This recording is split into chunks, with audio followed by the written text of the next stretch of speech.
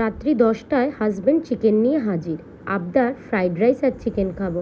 কি করা যাবে অগত্যা, বানিয়ে ফেলবো ঝটপট চিকেন, ঝটপট ফ্রাইড রাইস। তার জন্য হাঁড়িতে 500 গ্রাম চাল বসিয়ে দিয়েছি। এদিকে 250 চিকেন নিয়ে তাতে দিয়ে দিলাম 1 চামচ রসুন বাটা, হাফ চামচ আদা বাটা, একটা মাঝারি সাইজের পেঁয়াজ কুচি, 4টে কাঁচা লঙ্কা কুচি, 1 চামচ ধনে গুঁড়ো, 1 চামচ জিরে গুঁড়ো, ধনে গুঁড়ো, 1 চামচ লবণ, 1 চামচ হলুদ গুঁড়ো, একটা গোটা টমেটো কুচি, পরিমাণ মতো কাশ্মীরি লঙ্কা গুঁড়ো আর সামান্য তেল। সব কিছু দিয়ে আমি ভালো করে মাখিয়ে নেব।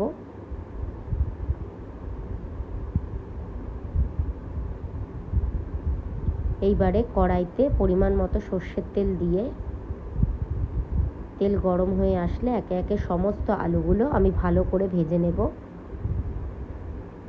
আমি বেশি আঁচে লাল লাল করে ভেজে নিচ্ছি।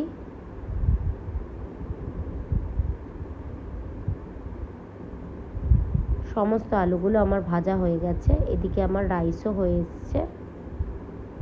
সমস্ত আলুগুলো এবার আমি একটি পাত্রে তুলে নিচ্ছি। এই পর্যায়ে আমি তেলে ফোড়ন দেব গোটা গরম মশলা, একটা গোটা তেজপাতা এবং ম্যারিনেট করা সমস্ত চিকেনটা। সমস্ত কিছু দিয়ে আমি ভালো করে নাড়াচাড়া করে নেব। চিকেন থেকে এই পর্যায়ে জল ছেড়ে আসবে, তাই আমি ঢাকা চাপা দিয়ে রাখবো কিছুক্ষণের জন্য। অপর দিকে আমি কড়াইতে পরিমাণ মতো সাদা তেল দিয়ে তাতে ফোড়ন দেব গোটা গরম মশলা এবং সমস্ত কেটে রাখা সবজিগুলো। যেহেতু ঝটপট বানাচ্ছি তাই আমার কাছে খুব একটা বেশি সবজি ছিল না, যেটুকু ছিল সেটুকুই দিয়েছি। সমস্ত কিছু দিয়ে আমি হালকা হাতে ভালো করে ভেজে নেব। এই পর্যায়ে দিয়ে দেব কাজু কিশমিশ। কাজু কিশমিশ দিয়ে নাড়াচাড়া করে আমি দিয়ে দেবো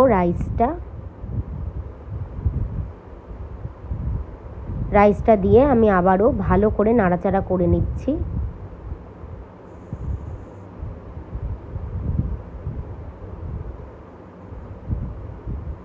এই পর্যায়ে আমি দিয়ে দিচ্ছি গোলমরিচ গুঁড়ো, পরিমাণ মতো লবণ আর 1 চামচ চিনি। আমি গোটা গোলমরিচ গুঁড়ো করে ব্যবহার করেছি।